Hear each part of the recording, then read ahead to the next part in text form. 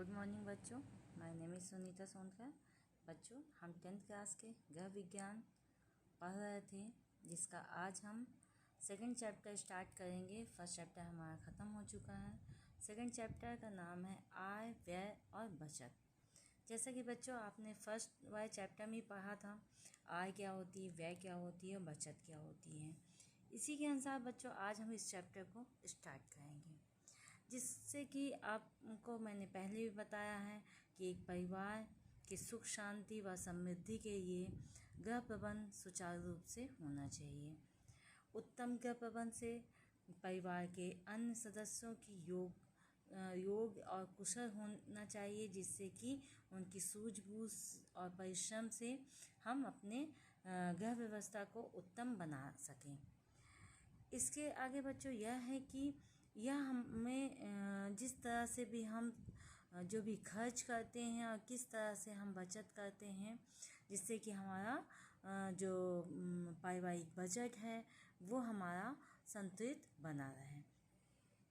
इसी के अंतर्गत बच्चों गृह प्रबंध को उत्तम बनाने के लिए हमें पर्याप्त आय, परिवार की योजनाओं और कार्य के रूप में जो परिणाम जो मिलता है, जो व्यय तथा परिवार की समृद्धि और भविष्य की सुरक्षा के लिए जो हम बचत करते हैं, यह भी इसी के अंतर्गत आता है।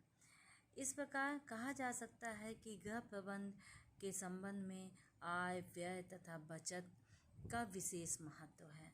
वास्तव में संपूर्ण गृह व्यवस्था आय, व्यय तथा बचत द्वारा ही निर्धारित एवं नियंत्रित होती है।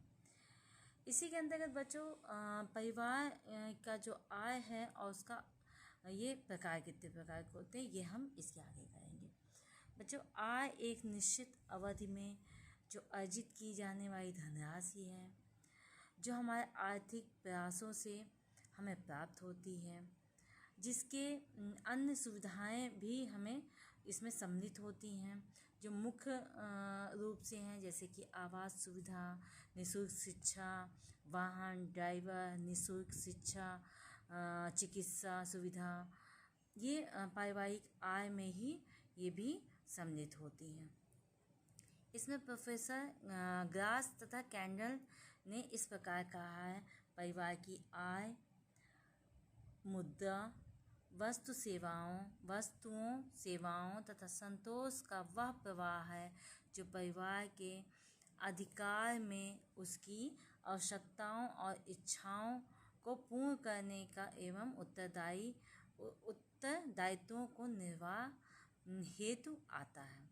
कहने का तात्पर्य बच्चों ये है, परिवार की जो आय होती है, वस्तु होती हैं, जो सेवाएं होती हैं, जिससे हम एक संतोषजनक एक लाइफ अपनी जीते हैं, ये सब इनके परिवार की जो आय होती है उसकी आवश्यकताओं और इच्छाओं को पूर्ण करना ही हमारा एक अच्छा उत्तरदायित्व या अच्छी लाइफ जीने का एक तरीका है।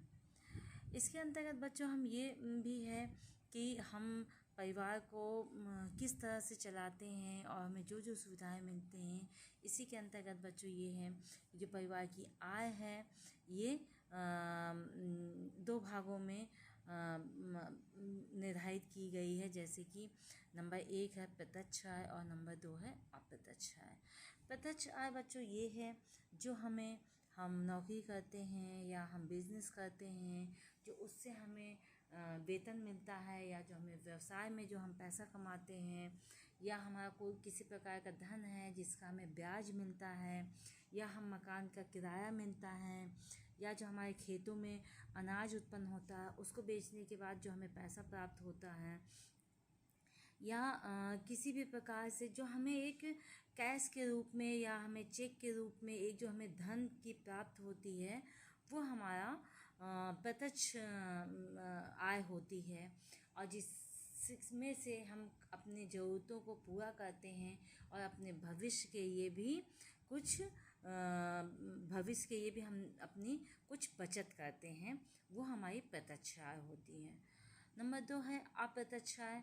बच्चों अप्रत्यक्ष आय वो होती है जो हमें नगद ना मिल करके एक सेवा के रूप में प्राप्त होती है। जैसे कि हमें कुछ सुविधाएं मिलती हैं, जैसे कि निःशुल्क आवास मिलना, निःशुल्क नौकर मिलना, वाहन, ड्राइवर, बच्चों की निःशुल्क शिक्षा प्राप्त होना व परिवार के सदस्यों के निःशुल्क स्वास्थ्य सेवाएं, जो अप्रत्यक्ष आय ही है।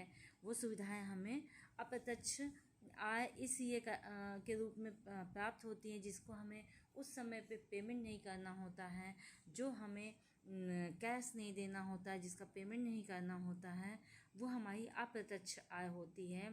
जो कि हमारे हम जिस समय हमें ज़रूरत हुई उस समय हमने उसको पैसे दे कर के हमें नहीं प्राप्त हुई, बल्कि वो हमें निःशुल्क प्राप्त होती हैं। वो हमारी जो आय होती है उसको हम अप्रत्यक्ष आय कहते हैं। हमारे देश में आय का जो कानून होता है उसको भी हम अप्रत्यक्ष, जो हमारी प्रत्यक्ष आय होती है उसका हम आय कर देते हैं, लेकिन जो ये हमारी अप्रत्यक्ष आय है उसका हम कोई आयकर नहीं देते हैं। ये सब देखते हुए बच्चों जो प्रत्यक्ष आय की तुलना में ये अप्रत्यक्ष आय होती है वो अधिक महत्वपूर्ण माना जाता है। बच्चों कल हम करेंगे पारिवारिक आय के स्रोत। Thank you.